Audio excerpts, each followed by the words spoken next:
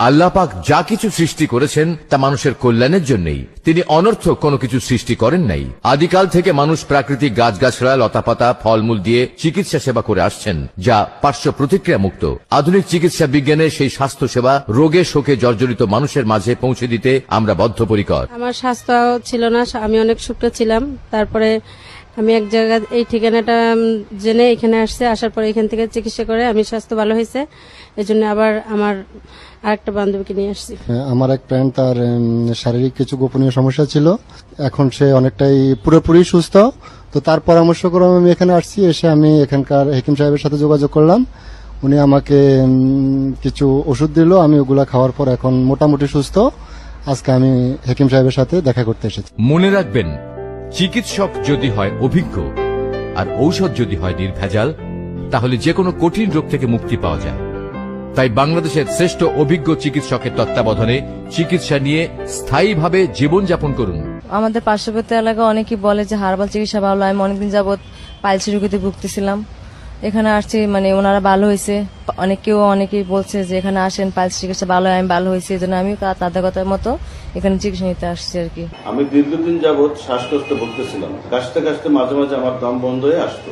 অনেক ওষুধ সেবন করেছি, অনেক ডাক্তার দেখেছি, কোথাও কোনো সুফল পাইনি।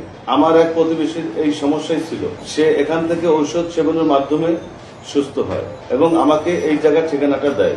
আমি এই ঠিকানা মতো এসে এখানকার ডাক্তার সাহেবের সাথে যোগাযোগ করি এবং পরামর্শ নেই। সে আমাকে কিছু ওষুধ দেয়, ওষুধ খেয়ে এখন সম্পূর্ণ সুস্থ আছে। বিশ্ব স্বাস্থ্য সংস্থা WHO কর্তৃক স্বীকৃত ইউনানি, আয়ুর্বেদিক তথা হার্বাল চিকিৎসা উন্নত বিশ্বের পাশাপাশি বাংলাদেশেও সমাদৃত, যার সুফল আপামর জনসাধারণ পেয়ে আসছেন। আমি ফারহানা, আমি এখানে আসছি, আমার নাকে মাংস বৃদ্ধি পাইছে, সেজন্য চিকিৎসা নিতে আসছি।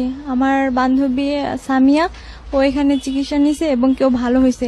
এরপর ওর কাছ থেকে আমি এখানকার ঠিকানাটা নিয়ে আমি এখানে আসছি চিকিৎসা নিতে। ঘন ঘন প্রস্রাবে জ্বালা পোড়া, প্রস্রাব ক্লিয়ার না হওয়া, স্বপ্নদোষ, নারী পুরুষের বিশেষ দুর্বলতা, অর্শ, গেজ, রক্ত আমাশয়, নাকের পলিপসে নাকের ভিতর মাংস বৃদ্ধি, ব্রণ, মেস্তা, কালো দাগ, অনিয়মিত ঋতুস্রাব, সাদা স্রাব, মাজা কোমরে ব্যথা, হাত পা জ্বালা, খাওয়ার অরুচি, নিদ্রাহীনতা, সন্তান ধারণে অক্ষমতা। এছাড়া নারী ও পুরুষের জটিল ও কঠিন রোগের সুচিকিৎসা করা হয়। তো কিছুদিন আগে বিদেশে যাওয়ার জন্য আমি টাকা জমা দেই, পরে মেডিকেল চেক আপে আমার জন্ডিস বি ভাইরাস ধরা পড়ে। তো কিছুদিন আগে আমার এক বন্ধু, সে বলল, দোস্ত তুমি সেখানে যাও, সেখানে গিয়ে চিকিৎসা নাও, ইনশাল্লাহ তুমি ভালো হবা। তো অনেকে এখান থেকে বিভিন্ন রোগের চিকিৎসা নিয়ে ভালো হয়েছে।